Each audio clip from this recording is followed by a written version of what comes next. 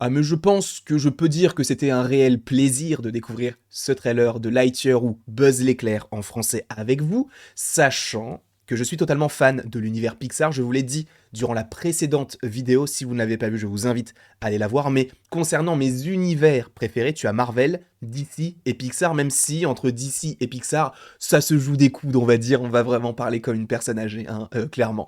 En tout cas, nous nous retrouvons tout de suite pour l'analyse, puisqu'on a déjà fait la réaction tout à l'heure, et par ailleurs, si vous aimez Marvel, j'ai fait une autre vidéo ce matin concernant Eternals, donc le film qui sortira la semaine prochaine. Donc voilà, il est un peu en dents de scie, enfin tu sens qu'il y a des gens qui disent c'est bien, il y en a qui disent c'est mauvais. Honnêtement, les critiques, comme je vous l'ai dit sur Twitter, je m'en fous un petit peu.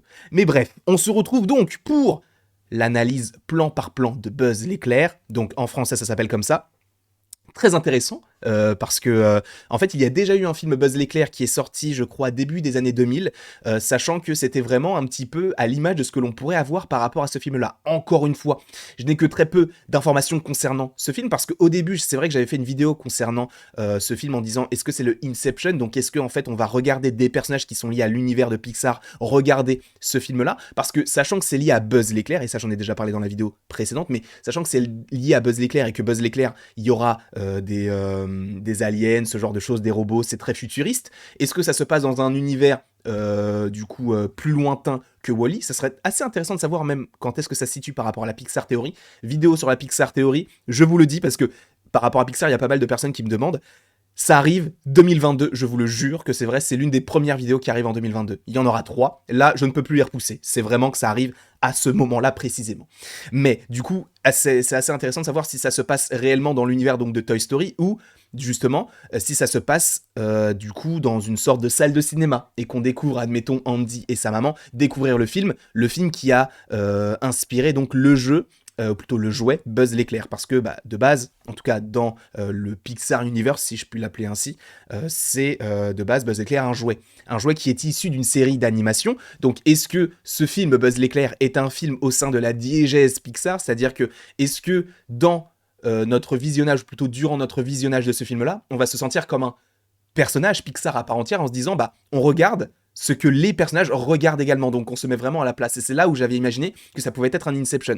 C'est vrai que par rapport à cette vidéo, il y avait pas mal de personnes qui me disaient mais du coup que j'avais pas très bien compris en fait le plot de l'histoire, et qu'en fait ça allait vraiment être un personnage qui a réellement existé. Cependant, là où j'y mets un petit bémol par rapport à ça, c'est que bah, y a des aliens, et là où dans un film entre guillemets réaliste, même si encore une fois t'as des objets qui parlent, comme Toy Story, c'est assez étrange de se dire que bah ce sera quand même lié à l'univers et du coup à des éléments qui sont extraterrestres entre guillemets. Bref, en tout cas, c'est là où je me pose pas mal de questions, et on aura le temps de toute façon d'en reparler puisque le film sort normalement, si je dis pas de bêtises, le 17 juin aux États-Unis, donc en 2022, et donc logiquement en France, on peut supposer que ça sortirait le 15 juin, sachant que là, dans la description de ce film, il y a marqué juste que ça sortira l'été prochain. Donc voilà, sachant en plus que en anglais, tu as Chris Evans qui double le personnage de Buzz l'éclair.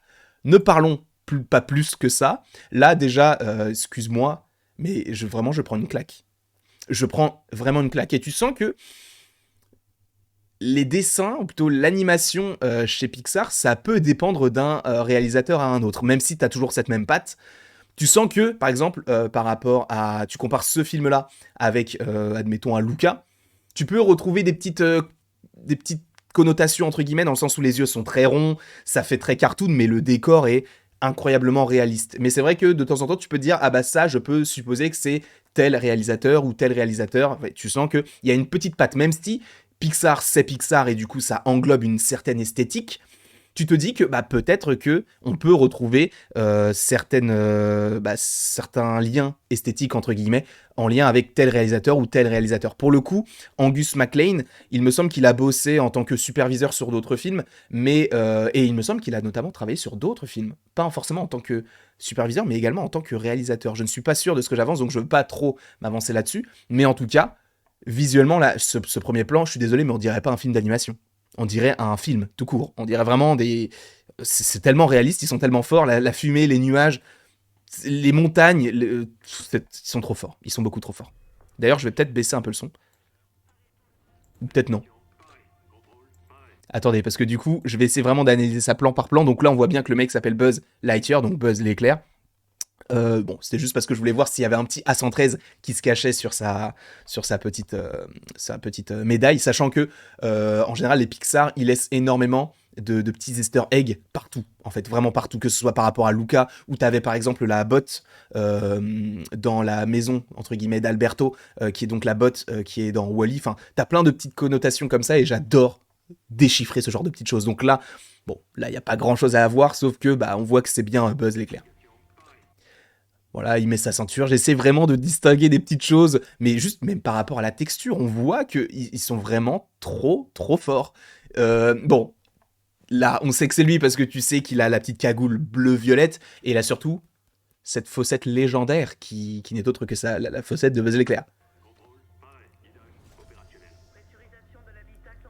Donc là, ce qui est cool, c'est que bon, il va partir en mission et on voit qu'il va de toute façon avoir des acolytes. Et il faut savoir, si vous n'avez pas vu le film, qu'il y a donc, comme je vous l'ai dit précédemment ou dans l'autre vidéo, donc la réaction, qu'il y a un film d'animation Buzz l'éclair qui est en 2D pour le coup. Enfin, il mélange 2D, 3D dans le sens où ce sont les animaux, les jouets qui regardent donc ce film d'animation en 2D et il est souvent accompagné. C'est vrai que Buzz l'éclair, on peut se dire, bah il est tout seul, sauf que non, il est en lien avec Star Command. Donc là, je peux supposer que c'est Star Command, et même à voir si tout ça se passe sur Terre, parce que ça peut très bien être un extraterrestre également. On peut supposer que tout cela se passe sur une autre planète que la planète Terre. Mais c'est vrai que, comment est-ce que tu justifies le fait que ce personnage-là puisse donner envie de créer des jouets par rapport à ça si c'est quelque chose qui est présent sur une autre planète? Comment est-ce qu'ils auraient pu savoir que Buzz l'éclair existe? C'est compliqué, il y a plein de choses qui se mêlent. Bref, en tout cas, là, tu vois qu'il a un petit bonhomme qui est avec lui, donc qui est sûrement là pour l'assister, entre guillemets, et de toute façon, au fur et à mesure du trailer, tu vas voir qu'il y a d'autres personnages qui sont là avec lui, que ce soit un petit robot, ou que ce soit une autre éclair, entre guillemets. Je t'avoue que je ne connais pas forcément son nom, sachant que dans le film d'animation en 2D, t'as un personnage qui est également avec lui, mais c'est plus une sorte d'alien. En tout cas, elle a la peau bleue et les cheveux rouges, il me semble, et je ne me souviens plus de son nom. Mais je vous invite évidemment à aller voir le dessin animé, enfin le film d'animation. Je ne sais pas s'il est présent sur Disney+, mais ça ne m'étonnerait pas, parce qu'il date quand même il y a au moins 15 ans. Alors attendez, est-ce qu'il y a des choses là? Est-ce qu'on peut pas distinguer? Déjà, on sent que ça, c'est un côté futuriste, puisque on a des petits robots qui sont ici. Alors, on va aller très très loin, mais est-ce que ce ne serait pas les prémices de l'évacuation de la Terre? Puisque dans Wall-E, tu le sais, la Terre a été trop polluée, et donc on envoie donc un énorme vaisseau qui s'appelle l'Axiom dans l'espace pour que ils puissent vivre le temps que les robots puissent nettoyer la Terre. Sachant que là, on a des petits robots, on peut supposer que ils sont moins futuristes entre guillemets que ceux qui sont dans Wall-E. Donc on peut supposer que soit c'est sur notre planète et du coup la temporalité ça va être un petit peu compliqué, soit ça se passe juste avant Wall-E. Et imaginons même que c'est peut-être les premières missions de savoir est-ce qu'on peut aller dans l'espace et est-ce qu'on peut aller sur une autre planète. J'adore théoriser là-dessus. Attendez, là il y a peut-être des choses à analyser. Donc là on voit qu'il a une sorte de... Bah, comment on peut dire ça? C'est pas une racine, mais c'est, on dirait une améthyste un petit peu, une sorte de... en tout cas de pierre précieuse. Est-ce qu'il y a des choses à analyser là? Non, pas spécialement. Bon, on voit qu'il charge juste du coup l'engin dans lequel sera donc Buzz l'éclair. Donc là, on voit qu'il y a quelque chose qui s'appelle Ivan, et qui a une sorte de petite et que tu sens que c'est ça en fait qui te montre ce qu'il doit faire, enfin en tout cas où il doit aller, et je suppose que par rapport à ça que Ivan en fait puisse être une sorte d'intelligence artificielle, un petit peu comme on avait sur l'Axiom avec le gros robot, donc enfin tu sais, le rond avec l'œil. Donc peut-être que ce sera ça, sachant qu'il y a écrit Ivan, on peut supposer qu'Ivan ça va vraiment être son assistant vocal. Donc là, on voit qu'il va aller de cette planète-là à une autre planète pour la contourner. Donc on voit qu'il y a différents peut-être kilomètres heure, j'en sais rien du tout, ou kilomètres plutôt, avec différents anneaux que l'on va voir par ailleurs dans le trailer. Sauf qu'on voit ici que, c'est vrai que j'avais pas forcément fait attention, mais ça ne ressemble pas à la Terre. Donc effectivement, là on pourrait supposer avec plus d'assurance entre guillemets que la planète qui est ici n'est donc pas la planète Terre et que Buzz l'éclair serait vraiment un extraterrestre entre guillemets. Possiblement. Et donc on comprend qu'il va devoir donc faire le tour, tout simplement. Là, son vaisseau, mais je suis désolé, mais on dirait pas un film d'animation. On dit les traces qui sont ici, les traces du coup de fumée, de brûlure du décor, la rouille sur les tuyaux.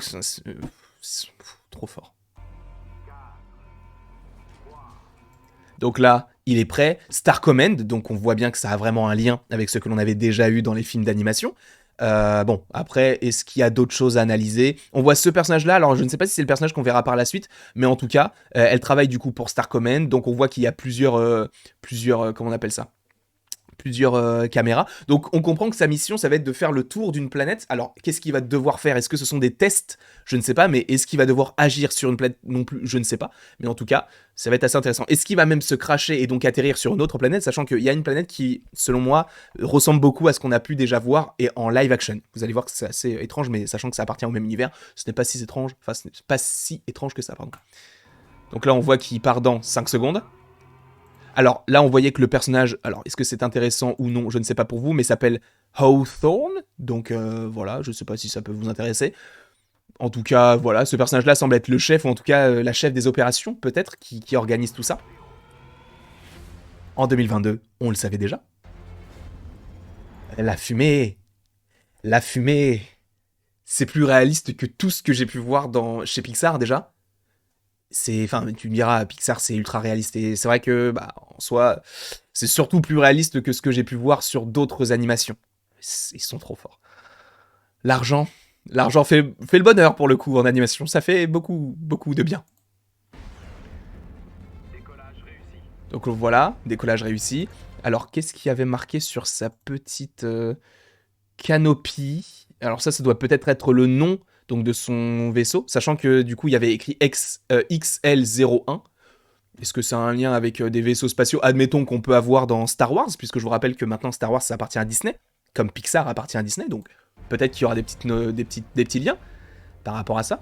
Donc là on voit qu'il est déjà dans l'espace, Lightyear, très bien, il met son casque, il est trop stylé, il est beaucoup trop stylé. Ce qui est cool, c'est que c'est ça qui est assez intéressant, c'est que en fait dans Toy Story, t'as un Buzz l'éclair qui est un jouet. Un jouet, c'est évidemment moins réaliste. Regardez, par exemple, bon, c'est pas un jouet, mais je vais me remettre avec ma grosse tête, mais vous voyez que cette pop-là, donc d'Alberto, je sais pas si vous arrivez à la voir parce que j'ai pas de retour, mais vous voyez que cette pop-là, elle est réaliste en soi, puisque tu reconnais le personnage, mais elle est pas parfaitement réaliste, puisque ce n'est qu'un jouet ou une figurine, donc c'est une représentation, c'est pas le personnage même. Là, c'est fou. Parce qu'ils ont réussi à rendre humain un jouet qui était déjà humain, mais encore plus humain que le jouet qui était déjà humain. C'est très étrange. D'accord? C'est très étrange. Du coup, je reviens là-dessus. Je veux juste vérifier si je suis bien sur la bonne fenêtre. C'est bien. On n'est qu'à 12 minutes. Oh putain, 12 minutes déjà. C'est un truc de fou. Vous voyez que Pixar, ça me berce. Sachant qu'il y a encore plein de petits plans très intéressants. Donc là, on voit qu'il rentre en hyper-espace entre guillemets. Sachant que ce genre de plan, c'est des plans. Enfin, ce plan-là, en fait, me fait penser à un plan dans Endgame. Vous savez, au moment où ils sont dans le Milano. C'est pas le Milano maintenant, c'est le Benatar, je ne sais plus. Mais en tout cas, le nouveau gros vaisseau des gardiens dans Endgame, au moment où ils vont dans l'espace. Et justement, c'est la première fois que Captain America va dans l'espace. Et du coup, ça m'a fait penser un petit peu à cette scène-là. Où justement, t'as cette idée d'hyperespace. Et ça fait la même chose. Et d'ailleurs, après, tu vois un plan serré sur la tête de Captain America qui, vraiment, a les yeux tout écarquillés. Ce qui est assez intéressant, c'est que dans ce film-là, c'était la première fois qu'il voyait donc l'espace. Et là, c'est Buzz l'éclair, donc c'est un extraterrestre qui voyage dans l'espace, sachant que c'est Chris Evans qui double le perso. Là, du coup, il va autour d'un soleil, ou une étoile, en tout cas. Donc je suppose que ce n'est pas forcément notre soleil à nous, puisque si on estime que c'est un extraterrestre, ça peut être un autre perso. Enfin, ça peut être une autre étoile. Donc Disney, Pixar présente, c'est pas très intéressant, je sais même pas pourquoi j'ai mis une pause là-dessus. On voit que il est vraiment dans un monde totalement futuriste, mais ça a vraiment l'air d'être d'un monde post-apocalyptique, comme s'il recherchait quelque chose. Sachant que, bah on sait, dans le vaisseau, il y a cette petite racine, entre guillemets, je vais appeler ça une racine, même si je ne sais pas vraiment comment ça s'appelle, cette sorte de forme étrange. Et du coup, on voit un petit chat qui est en dessous. Alors le petit chat, ça sera sûrement un chat robotique, qui sera peut-être une sorte, admettons, une sorte d'extension de l'intelligence artificielle. Et je pense qu'avec ça, ils vont faire du chiffre en termes de jouets. Hein. En marketing, ils vont être très forts. Et ils sont très forts. Il est beau. Il est beau. Hein, parce qu'on peut se dire, Buzz l'éclair, s'il enlève sa cagoule, il est moche. Il est beau. Et là, la petite fossette. Il est beau. Il faut le dire, il est beau. Et du coup, Star Command, voilà, c'est pas très intéressant, on en a déjà parlé. Donc là, ce sont bien les 3 anneaux qui étaient présents du coup dans le petit dessin qui était, je vais essayer de le retrouver, qui était juste ici. Donc ce sont les 3 anneaux. Donc sachant que là, cette fois-ci, il va du 3e au 1er, on peut supposer que c'est bien le contour de la planète et qu'il retourne sur sa planète. Donc peut-être là, c'est juste un test et que du coup, en fait, on te montre plusieurs images, mais qui ne sont pas forcément, qui ne se passent pas forcément en même temps. Peut-être que ça, c'est juste un test et c'est ce qu'on verra au début du film. Du coup, on revient ici, voilà. L'infini et au-delà, du coup. Voilà, ça excusez-moi, mais ça me fait énormément penser à The Mandalorian. Pourquoi? Parce qu'il est accompagné d'une sorte de robot. Donc à voir si c'est un robot ou si c'est quelqu'un qui est dans une armure. Mais l'ambiance qu'il y a autour, le fait que ce soit une planète qui soit un peu grise, verte, etc., ça me fait beaucoup penser à certains épisodes de la saison 2. Notamment l'épisode, bon, sur la glace, entre guillemets, avec l'araignée géante, ou même l'épisode avec Ahsoka Tano. Ça me fait beaucoup penser à ça. Parce que, et même en fait, ça me fait totalement penser à l'épisode 5 de Star Wars, avec donc le X-Wing qui se pose sur la planète où il y a Yoda. J'adore. Donc là, on voit que le truc s'ouvre, ou alors il est déjà ouvert et du coup il est dans l'espace, enfin il est à l'extérieur, mais sauf qu'on voit qu'il y a cette petite chose avec l'œil rouge là, qui semble rechercher quelque chose. Alors est-ce que c'est un ennemi, ou est-ce que c'est bien quelque chose qui va analyser du coup là où il est? Je suppose qu'il ne s'est pas craché puisqu'il a les petites roulettes, donc ça veut dire qu'il s'est posé et que c'est bien une mission qui est prévue par rapport à tout ça, sachant que il est sorti de son vaisseau et que tu as ça. On peut supposer que s'il est sorti et qu'il y a ça, c'est que les habitants de cette planète se disent mais qu'est-ce que c'est que ça? Ça peut être intéressant. Donc là, il est accompagné donc d'un autre perso. Attendez, je veux juste voir s'il n'y a pas un petit easter egg de quelque chose là par ici. Non, il n'y a rien. En tout cas, je ne vois rien de particulier. Là, c'est pareil. Bon, on a le logo de Buzz l'éclair. Bon, c'est pas très intéressant. Mais là, ça a l'air d'être un autre... comment on appelle ça? Une autre mission, puisque là, c'était 15, alors que tout à l'heure, lui, c'était le 0-1. Donc, voilà. Je sais pas si c'est très intéressant. Donc là, lui, bon, il a un air un peu... il s'appelle Burnside. Ok, d'accord. Mais en tout cas, il a l'air d'être un petit peu énervé, sachant que on peut supposer que c'est par rapport à la coupe de cheveux qui est très carrée. Enfin, tu sens que là, les contours sont faits, bonhomme.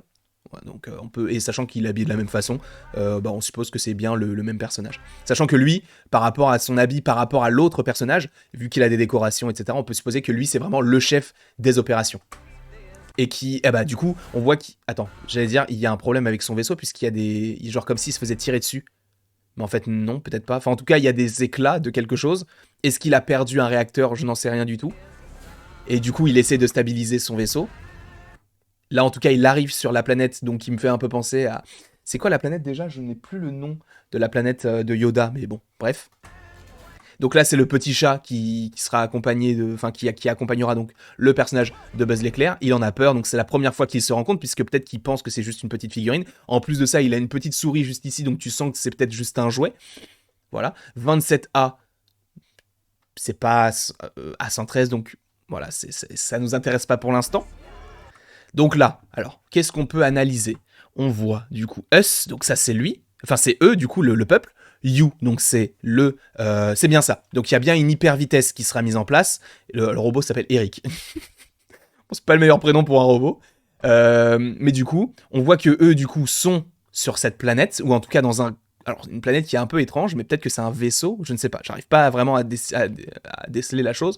On voit qu'il y a donc l'hyper vitesse, on voit qu'il y a donc Yer, donc combien de temps il va parcourir pour faire tout ça, sachant que peut-être que ça va être en lien avec ce qu'on peut voir aussi dans Interstellar, le fait que dans l'espace, le temps se découle, entre guillemets, moins vite que sur Terre.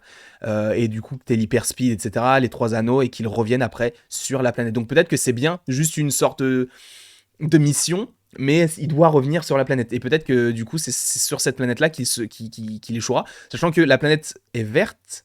Et est-ce que la planète qu'il contourne est verte pour le coup? Je ne sais pas si on arrivera à voir. Bah non, c'est le soleil qui doit contourner, donc bref. C'est pas très intéressant. On continue. Du coup, c'est ça. Ah oui, c'est ça. C'est exactement ça. Parfait. Donc, en fait, ça nous explique que eux, qui seront là-dedans, il y aura... En fait, une année sera l'équivalent d'une minute pour lui dans le vaisseau. Donc on comprend qu'il y aura une sorte de temporalité totalement différente, que ce soit dans l'espace ou sur Terre, comme je vous l'ai dit, on peut le voir dans différents films sur l'espace, mais également par rapport au temps, et notamment par rapport à Interstellar. Donc le robot lui fait sûrement un cours en disant, si tu vas dans l'espace, une minute que tu auras à faire par rapport à tout ça, ça sera l'équivalent d'une année sur cette planète-là, pour nous. Donc voilà. Peut-être que c'est ça, hein, ou peut-être que je me trompe totalement. Donc là, on voit qu'il y a une sorte de truc assez étrange sur lui. Est-ce que c'est une sorte d'alien ou je ne sais pas, une plante? Aucune idée. Et il se fait attaquer, donc on comprend qu'il y a vraiment un problème. Hein. Et du coup, là, on comprend qu'il est sur la planète. Alors peut-être qu'ils essayent de trouver une autre planète, parce que sur la planète sur laquelle ils sont, il existe une sorte d'entité qui attaque les humains. Sachant que là, ils sont énervés, ils sont, pour le coup, effrayés, apeurés, énervés. Donc, peut-être que ça sera bien le cas et qu'il y a bien une menace qui est sur cette planète-là, et que lui est le dernier espoir pour éradiquer la menace qui est sur Terre. Enfin, sur sa planète. Et du coup, là, on voit que ce personnage-là, le coupe, remarquant la coupe, c'est peut-être le personnage de Hawthorne, donc qu'on a découvert tout à l'heure. Donc là, on a le robot qui voit du coup qu'il y a un problème. Donc là, 27A, on peut supposer que 27A, c'est l'endroit où vit Buzz l'éclair, puisque si on arrive juste... je pense que ça peut être... Mince, crotte, je me remets juste ici, hop là, et je remets ça juste ici, voilà. Du coup, je me dis que ça peut être en fait l'endroit qui est juste ça. En fait, ça peut être son appartement, c'est exactement son appartement. 27A, c'est écrit ici. Donc, 27A, sachant qu'en plus de ça, il a le petit chat qu'on avait vu juste ici. 27A, c'est également ce qui est écrit plutôt sur, ici. Donc, est-ce que c'est bien chez lui ou est-ce que c'est un compartiment du vaisseau? C'est possible que ce soit aussi un compartiment du vaisseau. Mais en tout cas, peut-être que tu vois qu'ils ont des armes security, donc peut-être qu'ils vont essayer de le rechercher parce que il n'est pas d'accord avec ce que lui demande peut-être le chef de la mission et il va se rebeller. Je pense que ça peut se faire de cette façon-là où en fait on va penser que la menace est une menace alors qu'en fait ce n'est pas une menace et la menace en fait c'est réellement l'humain ou en tout cas l'extraterrestre qui est à la tête de tout cela. Donc là il est en mission d'infiltration et d'ailleurs il est en mission d'infiltration si je ne dis pas de bêtises dans son propre vaisseau puisque ça ressemble en fait déjà à l'écriteau. Par exemple là on a un 2 et c'est le même 2 que tu as sur le 27, sur le 27A ou A27 donc je peux supposer que ça se passe par rapport à la même chose donc il est peut-être au même endroit. Là, t'as des robots de combat, donc ça va être aussi intéressant d'avoir peut-être des... Excusez-moi. Des robots qui vont affronter d'autres robots, ou en tout cas des gens qui seront à l'intérieur des robots et qui seront là à affronter du coup ce personnage-là qui est dans un autre robot qui peut être également donc Buzz l'éclair. Et là, il découvre son costume. Je suis désolé, mais le costume comme ça, il est archi stylé. Il est archi stylé. Merci Pixar de me procurer ce genre de sensations et d'émotions.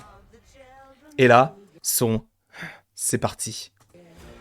Et le petit logo Buzz l'éclair, avec du coup, donc le personnage que l'on avait vu tout à l'heure, donc qui est 01. Et lui, j'ai pas vu son numéro. Mais du coup, il fait et ça on avait déjà dit, comme dans Avengers l'ère d'Ultron. Avengers, et ça se finit là-dessus. Et du coup, on peut comprendre que c'est vers l'infini et au-delà. Je veux juste essayer de voir s'il y a des petits easter eggs, des petites choses. Je vois pas. SR, je sais pas ce que ça veut dire. Peut-être que c'est en lien avec Star Command. Je sais pas. En tout cas, ça se finit là-dessus. Et revenons sur ma tête et regardons combien de temps on a fait pour l'analyse. 23 minutes, ça va. On aurait pu faire bien pire. En tout cas, j'espère que cette longue vidéo, entre guillemets, vous aura plu. N'hésitez pas à l'aimer, à la partager, à la commenter et à vous abonner. Cela me ferait évidemment extrêmement plaisir. Et si vous n'avez pas vu la réaction, les vidéos qui sont sorties aujourd'hui ou les derniers jours, n'hésitez pas à aller les voir. Ça me ferait extrêmement plaisir, d'autant plus. Bref, bisous. Et il ne me reste donc plus qu'à te dire à la prochaine pour la prochaine.